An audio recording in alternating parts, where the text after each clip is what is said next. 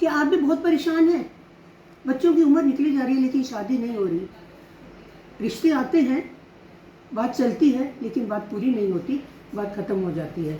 दिन रात आप इसी चिंता में, आपकी नींद खराब हुई पड़ी है। तो साथियों, जय महाकाल, मैं आचार्य रेखा नागपाल सावन के इस महीने में आपको सावन के 5 ऐसे गुप्त उपाय बताऊंगी जिनका वर्णन हमारे पुराणों में भी है, शास्त्रों में भी है। साथियों, सावन का महीना जो है ये शिव और शक्ति यानी कि भोलेनाथ और माँ पार्वती जी के मिलन का महीना है।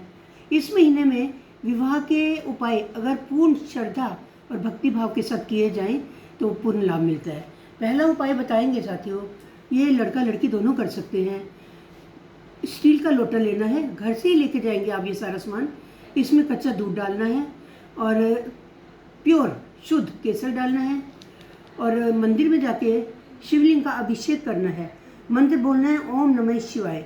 जितना ज़्यादा से ज़्यादा हो सके आप इस मंत्र का बोलेंगे, इस मंत्र को, ओम नमः शिवाय को। इससे क्या होगा साथियों, केसर मिश्रित दूध से अभिषेक करने से हमारे कुंडली में जो चंद्र और गुरु हैं वो मजबूत हो जाएंगे और वो शादी के लिए हमें सहयोग देंगे।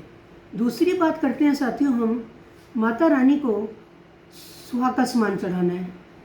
घर से ही लेके जाइए, जो भी सुहाग का सामान आप लेके जाएंगी पूरा उससे माता रानी को पहले अर्पित कर देना है और फिर माँ से प्रार्थना करनी है कि माँ मेरी भी घर गृहस्थी बना दीजिए, मेरा भी जोड़ा बना दीजिए।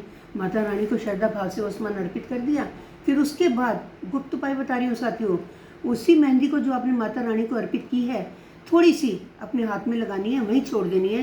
बिंदी का पत्ता जो आपने माता रानी को अर्पित किया है, एक बिंदी अपने माथे पे भी लगानी है, बिंदी वहीं छोड़ देना है और इस विश्वास के साथ उठ के आना है वहाँ से कि देखिए माँ मेरा इस सावन काम जरूर करवा देंगे।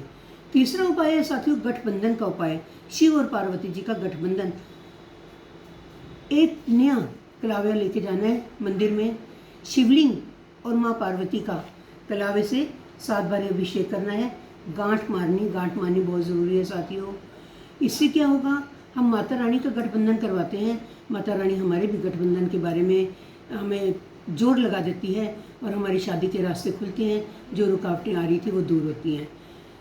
तीसरा उपाय साथियों हम करेंगे शनि दोष। शनि राहु केतु भी शादी को बहुत प्रभावित करते हैं।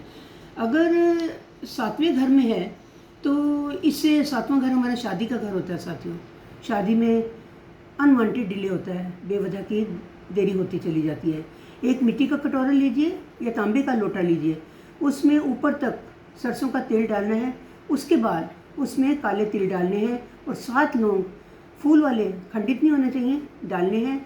उनको लेके मंदिर जाइए, या तो आप शिवलिंग पे उसको चढ़ा दीजिए, अर्पित कर दीजिए, अभिषेक कीजिए भोलेनाथ का, या फिर उसको एज इट इज़ आप मंदिर में दान कराइए।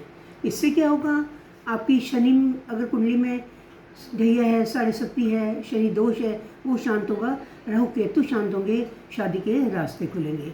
अब साथियों बात करते हैं मंगला गौरी की। सावन में जितना सोमवार का महत्व है उतना ही महत्व मंगलवार का भी है। आपने मंगलवार को ये संकल्प लेना है और हर मंगलवार को, 4 मंगलवार आ रहे हैं साथियों, चारों मंगलवार को ये करना है। नहा धो के सुबह गुलाबी रंग के या हरे रंग के सुंदर वस्त्र डालिए और 16 श्रृंगार की चीज़ें लेनी है और 16 ही हरी चूड़ियाँ लेनी है साथियों, 16 हरी श्रृंगार की चीज़ें लेनी है, 16 ही, और माता रानी को एक सुंदर लाल रंग की चुनरी चढ़ानी है, 16 फल लेने हैं, 16 फूल लेने हैं, ये सब माता रानी को अर्पित कर देने हैं इस भाव के साथ, हे माँ मेरा भी जोड़ा बना दीजिए। आप देखेंगे कितने शक्तिशाली उपाय हैं ये साथियों कि पूरा भी नहीं होगा सावन कि आपके रिश्ते की बात चल पड़ेगी और गारंटी देती हूँ कि 3 महीने के अंदर आपका कहीं ना कहीं रिश्ता पक्का हो जाएगा। एक बात मैं भूल गई थी साथियों, जब हमें गठबंधन करना है ना, उस वक़्त हमें शिव जी को 21 पीले फूल जरूर चढ़ाने हैं, या वो फूल कनेर के हों या वो फूल गेंदे के हों। इस तरह से आप देखेंगे साथियों, हम श्रद्धा भाव से इन सारे उपायों को करेंगे, हमारी चिंताएं दूर होंगी। ये उपाय कौन कर सकता है, वो बालक खुद भी कर सकता है, लड़की या लड़का जिनकी शादी में विलम्ब हो रहा है। अगर वो नहीं कर पा रहे किसी स्थिति की वजह से, तो माँ बाप बच्चे का नाम और गोत्र लेके बता के इन उपायों को कर सकते हैं। निश्चय ही आपको सफलता मिलेगी। भोलेनाथ आपकी चिंता को दूर करें, बच्चों के सुंदर जोड़े बने। कमेंट में हर हर महादेव और जय गौरी माँ लिखना ना भूलिएगा। चैनल को सब्सक्राइब, वीडियो को लाइक शेयर करना ना भूलिएगा। जय महाकाल साथियों, खुश रहिए।